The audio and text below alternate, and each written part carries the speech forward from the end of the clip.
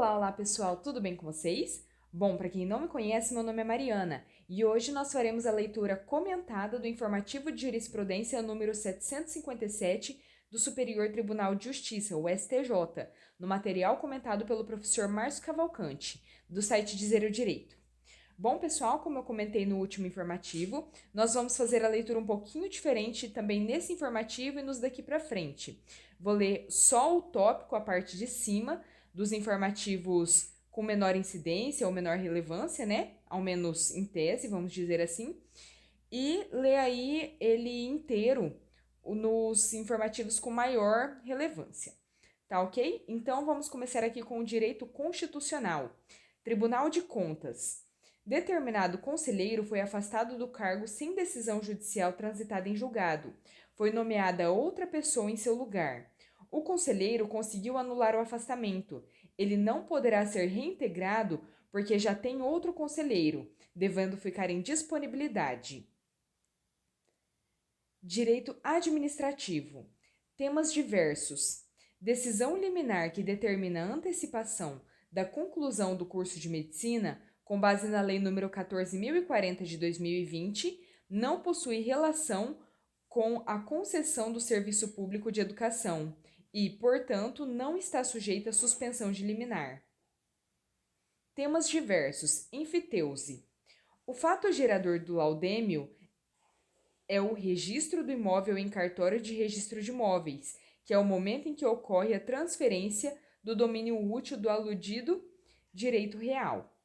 Bom, pessoal, antes de seguir, só tem uma coisa que eu gostaria de esclarecer. Esse material ele fica disponível publicamente no site Dizer o Direito, do professor Márcio Cavalcante. Então, se tiver alguém que ficou com alguma dúvida e quiser ler esse detalhamento aí destacado, aí pode dar uma olhadinha lá no site e fazer a leitura integral do material. Tanto nessa versão resumida, quanto também uma versão completa que o professor Márcio Cavalcante faz, que traz aí mais detalhes, mais exemplos, para deixar bem clara mesmo a compreensão do tema, do que está sendo tratado. Próximo informativo, ou melhor dizendo, próximo julgado de direito notarial e registral. Remoção.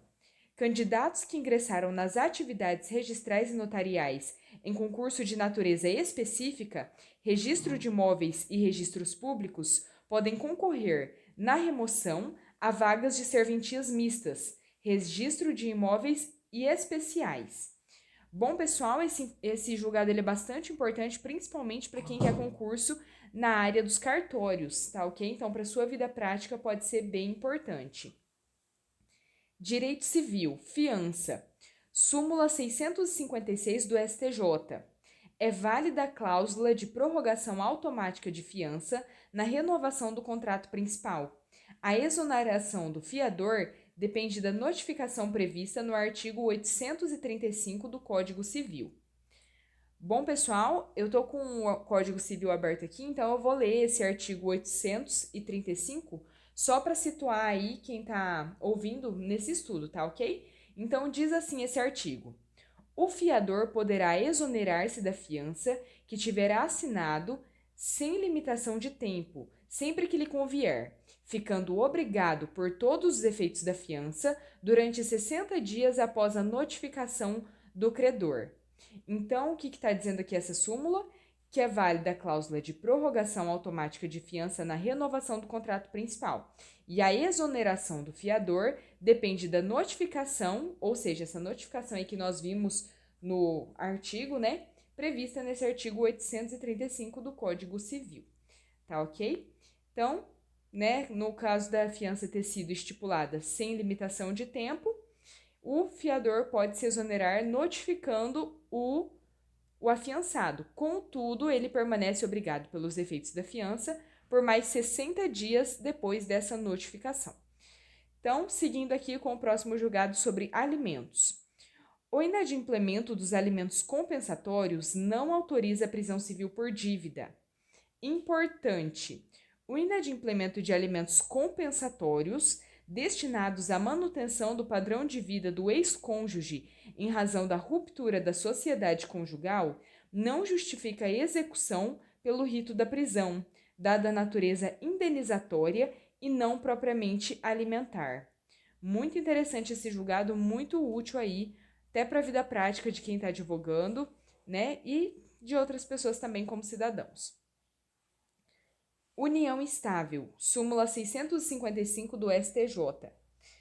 Aplica-se à união estável contraída por septuagenário o regime da separação obrigatória de bens, comunicando-se os adquiridos na constância, quando comprovado o esforço comum. Bom, pessoal, o que nós dizemos aqui basicamente nessa súmula? No caso do casamento, só um exemplo aqui, tá? Para contextualizar. Do casamento realizado por pessoa maior de 70 anos, é obrigatório o regime da separação de bens no casamento, conforme o artigo 1641, inciso 2 do Código Civil. A regra geral da união estável é que aplica-se o regime da comunhão parcial de bens. Contudo, essa súmula está trazendo que, se for uma união estável contraída por uma pessoa maior de 70 anos, então não vai se considerar mais aí o regime geral, né, que seria da comunhão parcial de bens, mas sim traz uma regra específica de que será o regime da separação obrigatória de bens, assim como ocorre no casamento da pessoa maior de 70 anos, nos termos do artigo 1641, inciso 2 do Código Civil. Então tá aí meio que igualando, né, as regras do casamento e da união estável da pessoa maior de 70 anos. Então é isso. Seguindo para sucessões. O prazo prescricional para propor ação de petição de herança conta-se da abertura da sucessão. Pacificou, importante, atualize o informativo 583 do STJ. A ausência de prévia propositura de ação de investigação de paternidade imprescritível e de seu julgamento definitivo não constitui óbice para o ajuizamento de ação de petição de herança e para o início da contagem do prazo prescricional. A definição da paternidade e da afronta ao direito hereditário, na verdade, apenas interfere na procedência da ação de petição de herança.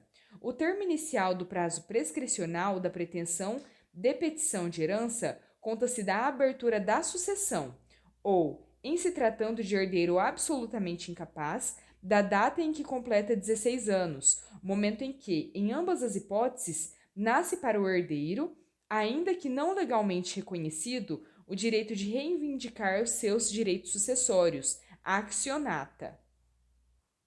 Direito processual civil. Contestação. É possível a compensação ser alegada em contestação, de forma a justificar o não pagamento do valor cobrado ou a sua redução, extinguindo ou modificando o direito do autor. Um ponto importante sobre esse julgado é que, conforme ele fala aqui na parte final da explicação, né, vamos dizer assim, ele diz assim: todavia, conforme o artigo 369 do Código Civil, a compensação se dá apenas entre dívidas líquidas, vencidas e de coisas fungíveis. Então, muito cuidado com isso aí, tá? Compensação não é desmedida ou ilimitada, ela tem as regras dela e que tem que seguir aí o nosso regramento do Código Civil. Compensação apenas entre dívidas líquidas, vencidas e de coisas fungíveis. Próximo. Contestação. Não há como formular na contestação pedido de rescisão ou revisão contratual. Entendimento proferido à luz do CPC de 73. Bom, pessoal, vamos aqui ler a explicação, né, o detalhamento que ele traz, porque também vamos ver aqui o próximo julgado, que vai ter aí uma relação, tá? Bastante importante. Na verdade, são o mesmo RESP, o mesmo recurso especial. Mas daí tem uma diferença entre um e outro, por isso que vamos ler o detalhamento de ambos. Então, diz assim: não há como formular na contestação pedido de rescisão ou revisão contratual. Isso porque, sem reconvenção, o juiz não pode julgar pedidos do réu quanto ao mérito e, por consequência, não pode decretar a rescisão do contrato e reconstituir o status quo ante ou revisar o contrato para alterar os direitos e as obrigações nele previstos. Em outras palavras, o direito do autor só seria extinto ou modificado após a decretação da rescisão ou da revisão por sentença, e, para tanto, seria necessária a realização de um pedido em reconvenção ou em ação autônoma. Contestação. A alegação de nulidade de cláusula contratual é matéria possível de ser alegada em contestação, sempre que consistir em fato extintivo do direito do autor.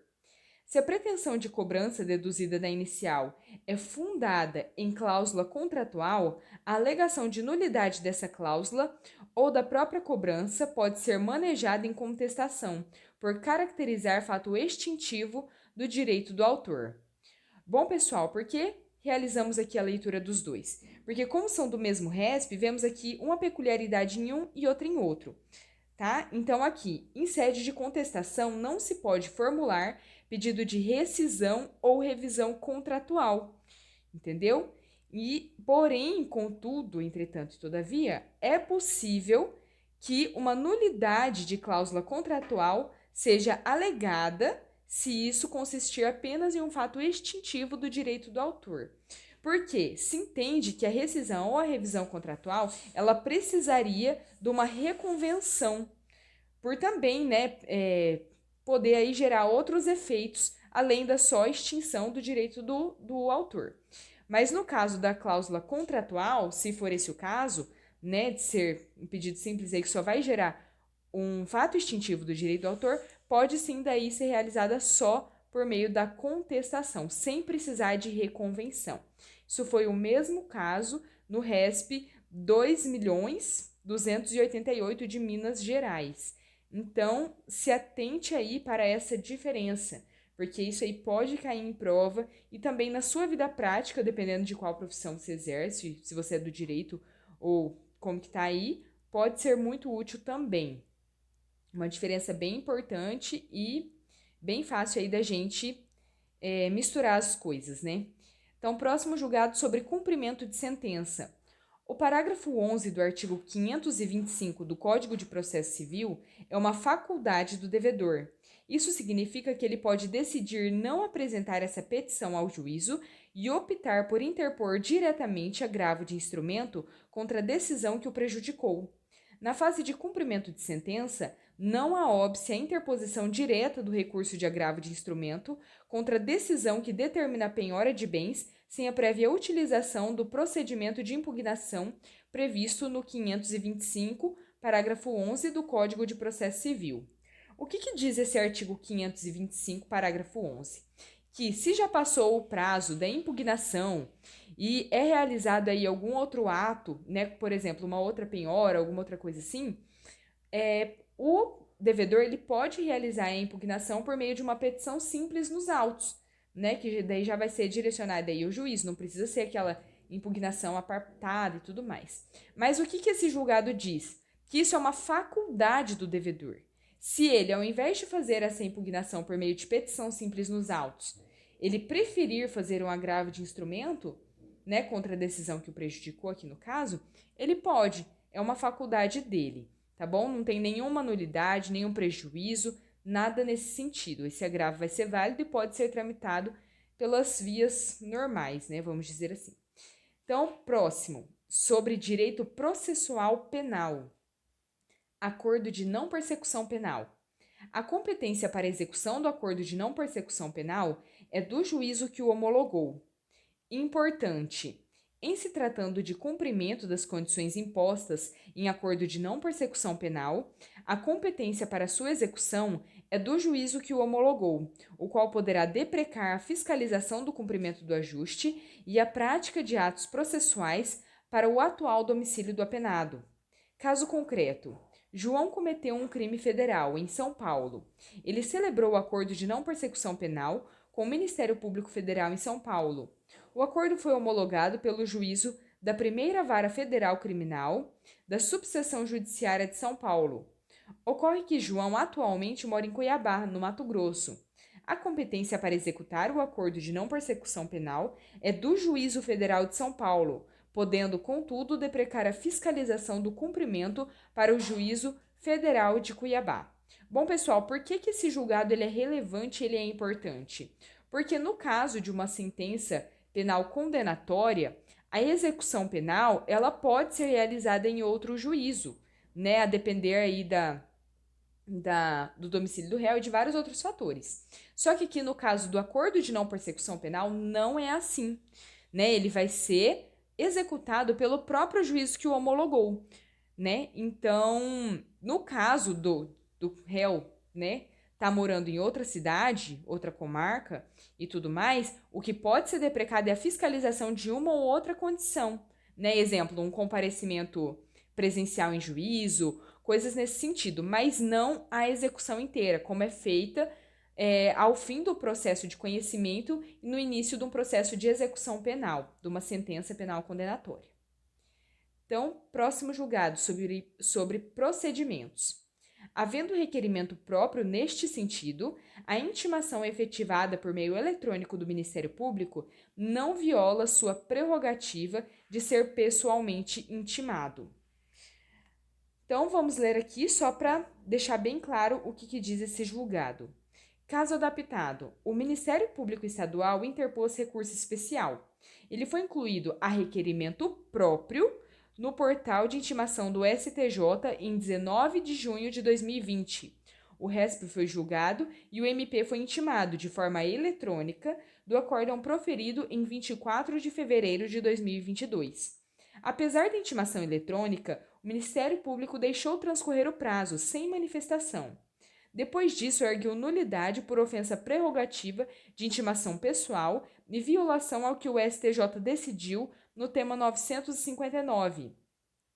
O termo inicial da contagem do prazo para impugnar decisão judicial é, para o Ministério Público, a data da entrega dos autos na repartição administrativa do órgão, sendo irrelevante que a intimação pessoal tenha se dado em audiência, em cartório ou por mandado.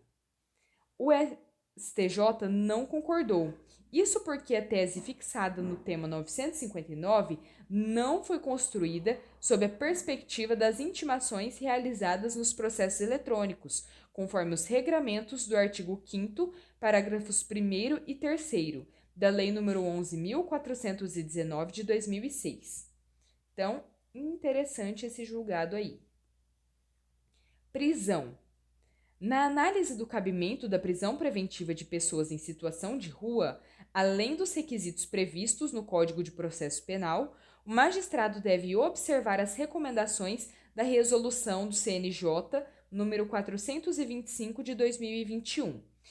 Só que uma observação que temos aqui no meio desse detalhamento é que isso se dá em virtude da situação de hipossuficiência, hipervulnerabilidade, proporcionalidade diante do contexto e trajetória de vida dessas pessoas em situação de rua, né, de residência aí na rua. Então, é isso que justifica esse entendimento. Próximo, Tribunal do Júri. Não há nulidade na formulação de quesito a respeito do dolo eventual, quando a defesa apresenta a tese no sentido de desclassificar o crime para lesão corporal seguida de morte, ainda que a questão não tenha sido discutida em plenário. Caso adaptado. Defesa alegou que o réu não praticou homicídio, mas sim lesão corporal seguida de morte. O juiz formulou 2 quesitos para abarcar a alegação defensiva. O primeiro perguntando se o acusado quis o resultado morte, dolo direto, e o segundo se, tendo os jurados respondido negativamente, se previu o resultado e assumiu o risco de produzi-lo. A defesa impugnou o quesito do dolo eventual, sustentando que em nenhum momento foi imputado ao réu cometimento de homicídio mediante dolo eventual. O STJ afirmou que não houve qualquer nulidade. Para os delitos de homicídio e lesão corporal seguida de morte, há idêntica materialidade, qual seja a morte da vítima. Ainda escoram-se em uma conduta com nexo de causalidade com o resultado morte. Distinguem-se na tipificação, portanto, no ânimo da conduta. Haverá lesão corporal seguida de morte se, e somente se, preenchidos 2 requisitos. O primeiro, evidenciado que o agente não quis a morte, não atuou com dolo direto de homicídio. Ou 2, não assumiu o risco de produzir o resultado, ou seja, não atuou com dolo eventual. Bastante importante este julgado sobre tribunal do júri. Embora ele não esteja aí marcadinho como importante, ele é bem relevante. Que, ó, só repetindo ali a parte de cima, não há nulidade na formulação de quesito a respeito do dolo eventual, quando a defesa apresenta tese no sentido de desclassificar o crime para lesão corporal seguida de morte, ainda que a questão não tenha sido discutida em plenário. Uma coisa que realmente aí daria margem para discussão, e deu realmente, e o STJ aí fixou que não há nulidade nesse quesito do dolo eventual nesta hipótese. Próximo, sobre direito tributário, ICMS. Em face da proteção do sigilo fiscal, não se permite que o advogado contratado pelo município ou pela associação de municípios possa ter acesso direto aos dados relativos ao IPM e ICMS, em posse da administração tributária. O profissional de advocacia privada constituído por município por mandato com poderes expressos não tem direito líquido e certo para o cadastramento e acesso aos dados utilizados pelos estados no cálculo do valor adicionado referente ao ICMS. Bem importante. Direito previdenciário, pensão por morte. Esse julgado é bem interessante, não só para o direito previdenciário, mas também para várias outras coisas, para a vida prática e tudo mais. Muito legal mesmo esse julgado. A pessoa que vive em concubinato não tem direito à pensão por morte. Importante, assunto já apreciado no informativo 1024 do STF. Nos termos do tema 526 do STF, é incompatível com a Constituição Federal o reconhecimento de direitos previdenciários, como a pensão por morte, a pessoa que manteve, durante longo período e com aparência familiar, união com outra casada, porquanto o concubinato não se equipara, para fins de proteção estatal, às uniões afetivas resultantes do casamento e da união estável. Muito interessante mesmo. Bom, pessoal, terminamos por aqui o nosso informativo, espero que tenham gostado. Se gostaram, deixem o seu like, se inscrevam no canal para acompanhar os próximos vídeos. Muito obrigada, fiquem com Deus e até a próxima!